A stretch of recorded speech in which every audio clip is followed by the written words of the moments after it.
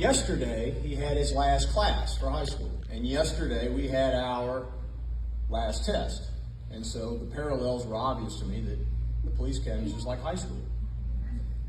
Aside from the tasing and the pepper spray and the shooting and the ground fighting and the handcuffing and getting teachers drunk across the hall so we could test them for field sobriety. But then the more I thought about it, it's not really like high school at all. It's more like kindergarten. So you got to hear me out. We spend a lot of time trying to learn our right from our left, some more successfully than others. We spend a lot of time trying to be told how to dress correctly, again, some more successfully than others. There's a lot of kids giggling in class and not paying attention, and there's lots of name calling like Delicious and Big Money and Carl and Uncle Rob. And then, but the kindergarten teaches the basics, reading, writing, arithmetic. We did some of that, learning where to put a semicolon, learning how to pronounce Latin words and legal terms. But we also went through the basics that you've heard here tonight. Criminal law, driving, first aid. But the biggest thing that kindergarten does is, for the first time, it forces kids to cooperate and work together as a team.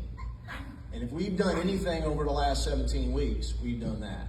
Whether we were pulling a 5-tone with a bunch of ropes, or whether we were carrying each other on stretchers, or whether we were dragging each other through the grass for PT, or whether we were playing kickball. It didn't make a difference. We were there. We were helping each other study for tests. We were congratulating each other for our successes, and we were bucking each other up when we didn't make the mark. That's what we're done. But the biggest thing is that kindergarten prepares kids for the next 12 years of their schooling. In and of itself, it's not important, except that you're now prepared, and that's what we are now, prepared. The work has yet to come. For those of you that are here to support one of the cadets you see, or graduates now that you see in front of you, you should be very proud of what they've done, not because they've accomplished this, but because they showed up on the first day. They've done more by showing up on day one than most people will ever do, because they weren't guaranteed success. They didn't know how it was going to work out, but they chose to put themselves out there and put forth some effort to get where you see them tonight. So you should be very proud. For the instructor cadre, I appreciate everything you've done. The instructors and the academy staff, it's a lot of work to put on a class like this. Most of the work happens behind the scenes and it goes unrecognized.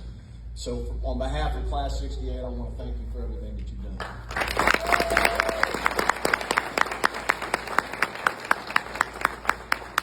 For the agency heads and representatives and sheriff, you should be you're going to get a good return on your investment. I appreciate you coming tonight.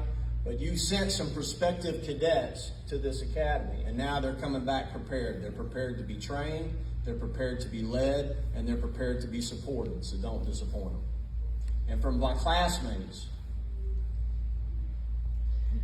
I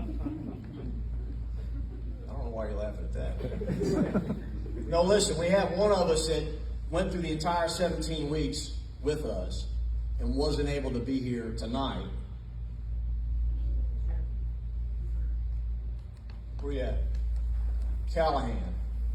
So I want to include him in what I'm about to say, because I want to thank each and every one of you for this experience. I've been given a gift, a perspective that most people don't get. And to get to that point, you had to provide something of yourself to make this meaningful and memorable, and I appreciate that. This is a huge opportunity that you've been given now. You're only prepared. Now, I wasn't supposed to be here either, if I'm honest. So maybe I'm not supposed to be here. We'll see in a few minutes, I guess.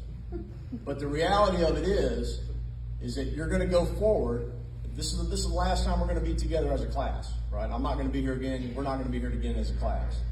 So this will be the last time you get to hear me run my mouth. I want you to pay particular attention to what I'm about to say. Remember this. You now have the chance to make a difference. For all the complaining in the world about how things are and about how things never change and they're only getting worse, you now have the ability to make a difference. You can change things. And you may not be able to change everything. You might not be able to change most things. But you're going to be able to change one thing for one person. So be ready for it. It's a huge opportunity and enormous responsibility, so don't waste it. And if you're ever in Washington Parish, you better come see me, because I want to know what you're up to, and I want to know how you're doing. You're going to do some great things. Thank you.